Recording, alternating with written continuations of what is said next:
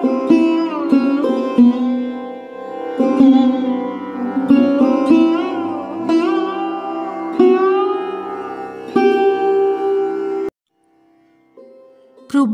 বেদরূপপ্রাণা মাতাজির প্রবন্ধ মানব কল্যাণে স্বামীজির স্বচ্ছ পরিকল্পনা থেকে নির্বাচিত অংশ, পত্রিকার 25তম বর্ষ, 5ম সংখ্যা। স্বামীজি অনুভব করেছেন যে ভারতের জাতীয় সমস্যাটি হল দারিদ্র্য। শতাব্দীব্যাপী দুর্ভিক্ষ এবং ইংরেজ শাসনের শোষণ নীতির ফলে ভারতবর্ষ তখন দারিদ্র্যের ঘোর অন্ধকারে ডুবে আছে। এই দারিদ্র্য মোচনের জন্য প্রথমেই আমাদের দৃষ্টিভঙ্গির পরিবর্তন চাই। ভারতবর্ষ আধ্যাত্মিক আদর্শকে বেশি গুরুত্ব দিতে গিয়ে জড়বাদী সভ্যতাকে উপেক্ষা করেছে। তার পরিণতিতেই সে ক্রমে দারিদ্র্যের অন্ধকারে তলিয়ে যেতে বসেছে। স্বামীজি বলছেন, আমরা নির্বোধের মতো জড় সভ্যতার বিরুদ্ধে চিৎকার করছি। ভারতের আধ্যাত্মিক সভ্যতার শ্রেষ্ঠত্ব স্বীকার করলেও ভারতে 1 লক্ষ নরনারীর অধিক যথার্থ ধার্মিক লোক নেই, এটা মানতেই হবে।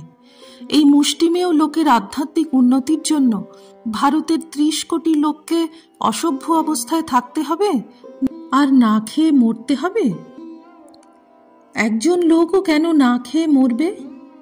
বাহ্য সভ্যতা আবশ্যক, শুধু তাই নয়, প্রয়োজনের অতিরিক্ত বস্তুর ব্যবহারও চাই, যাতে গরিব লোকের জন্য নতুন নতুন কাজের সৃষ্টি হয়।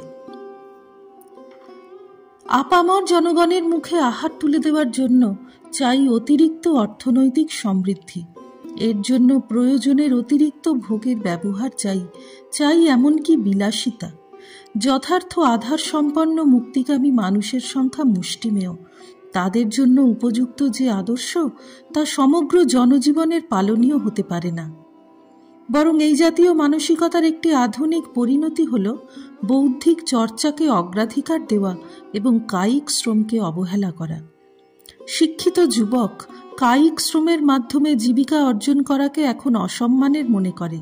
স্বামীজি চেয়েছিলেন শিক্ষিত যুবক তার কৌলিক বৃত্তিকে পরিত্যাগ না করে সেই পেশা অবলম্বন করেই যদি জীবিকা নির্বাহ করে, তাহলে তার কর্মদক্ষতা বহুগুণ বৃদ্ধি পাবে আর কর্মসংস্থানও হবে।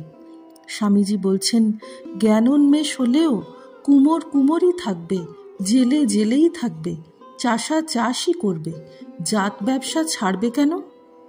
সহজং কর্ম কৌন্তেয়া সদোষমপি ন ত্যজেত। জ্ঞান বলে নিজেদের সহজাত কর্ম যাতে আরো ভালো করে করতে পারে সেই চেষ্টা করবে। স্বামীজি বুঝেছিলেন দারিদ্র্যের অভিশাপ থেকে দেশকে মুক্ত করতে হলে ব্যবসা বাণিজ্য, কৃষি, শিল্প সব উৎপাদনের উৎসগুলিকে সজীব কার্যকরী হয়ে উঠতে হবে। উপার্জনের জন্য ব্যবসার প্রয়োজনীয়তার কথা স্বামীজি বারবার বলেছেন। এ বিষয়ে তার উদ্ভাবনী পরিকল্পনাই বা কত। শিষ্য শরৎচন্দ্র চক্রবর্তীকে পরামর্শ দিচ্ছেন, যদি তোর সংসারই করতে হয়, যদি অর্থ উপায়ের স্পৃহাই থাকে, তবে যা, আমেরিকায় চলে যা, আমি ব্যবসায়ের বুদ্ধি দেব।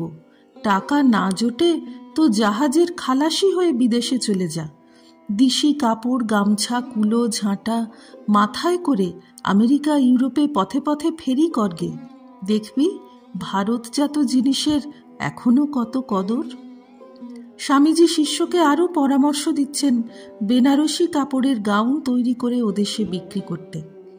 বাণিজ্যের এটা তো একটা কৌশল, সাধারণ জিনিসকে ঘুরিয়ে ফিরিয়ে চটকদার করে বাজার তৈরি করা। কেবল মোড়কের বৈচিত্র্য, বিজ্ঞাপনী প্রচারের চাকচিক্য কত ব্যবসায়িক প্রতিষ্ঠানের পায়ের তলায় মাটি এনে দিয়েছে।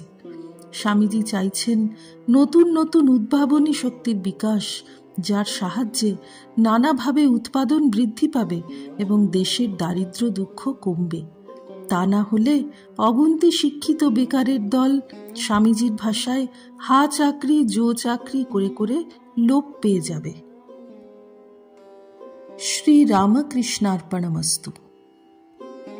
নিবোধত আজকের পাঠ আপনার ফোনে রোজ পেতে চাইলে সাবস্ক্রাইব ও বেল আইকন দুটোই ক্লিক করুন। রামকৃষ্ণ ভাবধারা প্রচারের সঙ্গে থাকুন।